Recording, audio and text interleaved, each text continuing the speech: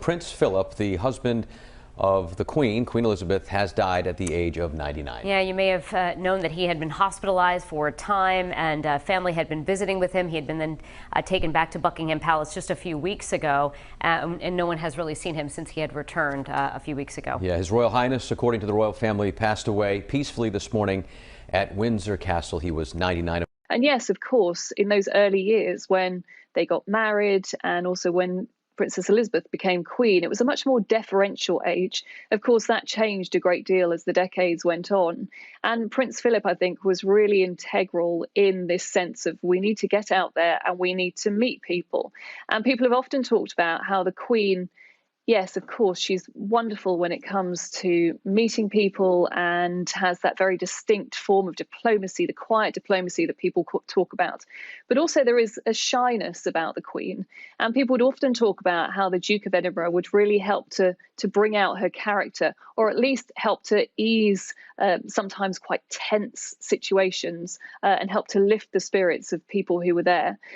If you think, it was the Queen and the Duke of Edinburgh who actually invented the royal walkabout that we talk about so often now, that it's become part of what's expected of members of the royal family. But it was back in the 1970s, as they were touring Australia and New Zealand, that Prince Philip and the Queen decided, yeah, we're going to get out of the car and we're going to go and meet people. And it was really that natural connection that he had with people that was so important. Before the Queen's 90th birthday, I actually talked to Prince Edward and the Countess of Wessex about the fact that they were this very strong partnership. And the Countess of Wessex talked about how whenever Prince Philip saw a little child in the crowds, maybe with flowers for the Queen, sometimes he would lift that child up and take them towards the Queen so that they were able to have their moment with the monarch. And yeah, I think throughout those years, they were such an important, enduring team. And of course, the Queen, with that top job as sovereign over the years, very difficult to share every experience with people. There, of course, is always that sense of deference around Her Majesty. But I think with Prince Philip, of course, he was there constantly as a sounding board and somebody that she could share all of those experiences with. Those moments when maybe things didn't quite go right on royal engagements, which we know the royal family enjoy so much, they were there to share those moments together. And he was a constant support when it came to her writing speeches. People have talked about how the Christmas broadcast was often one that the Queen really poured over and took her time over, and Prince Philip was always there to help discuss that with her.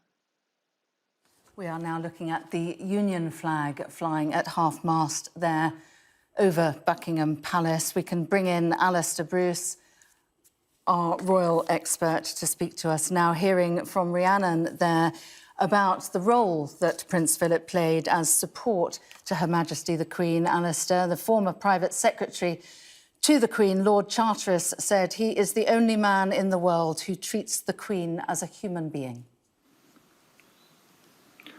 Well, it's a very lonely place to be Queen, and as has often been said, anybody who comes close to her gains something for themselves. And what I think marvellous is that you have in Prince Philip somebody who consistently and always gives the Queen honesty and advice, teased her, and used to make sure that if anyone was being wrong or treating her wrongly, he would just get involved and sort it out, and was pretty blunt. And he had the capacity through his own military training to be quite a redoubtable person, and he could give a pretty good ticking off to protect the Queen.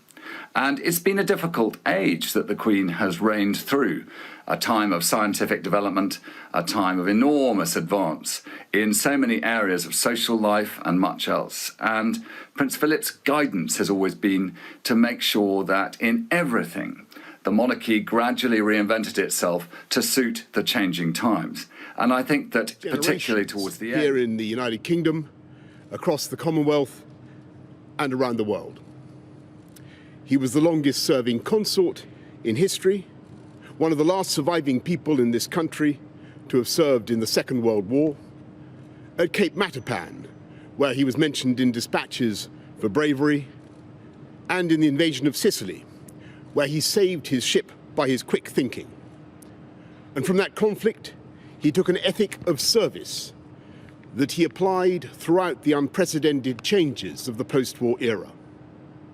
Like the expert carriage driver that he was, he helped to steer the royal family and the monarchy so that it remains an institution indisputably vital to the balance and happiness of our national life. He was an environmentalist and a champion of the natural world, long before it was fashionable. With his Duke of Edinburgh award scheme, he shaped and inspired the lives of countless young people, and at literally tens of thousands of events, he fostered their hopes and encouraged their ambitions.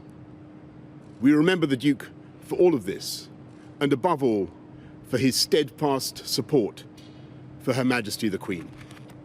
Not just as her consort, by her side every day of her reign, but as her husband, her strength and stay of more than 70 years.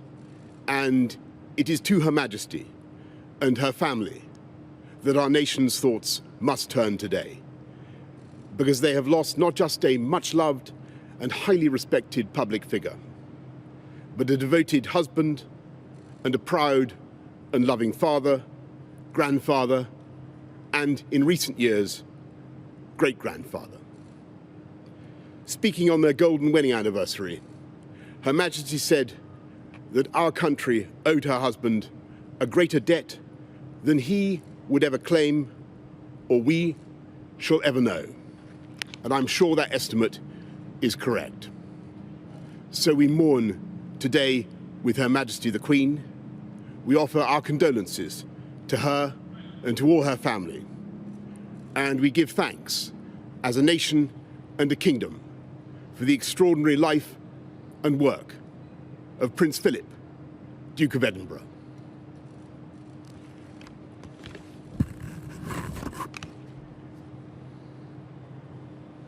Prime Minister there issuing his statement in response to the news from Buckingham Palace that Prince Philip, the Duke of Edinburgh, has died at the age of 99. He spoke of a man who had earned the affection of generations and who had helped to steer the royal family and the monarchy in difficult times as a devoted husband and proud and loving father, grandfather and great-grandfather. That statement from Buckingham Palace.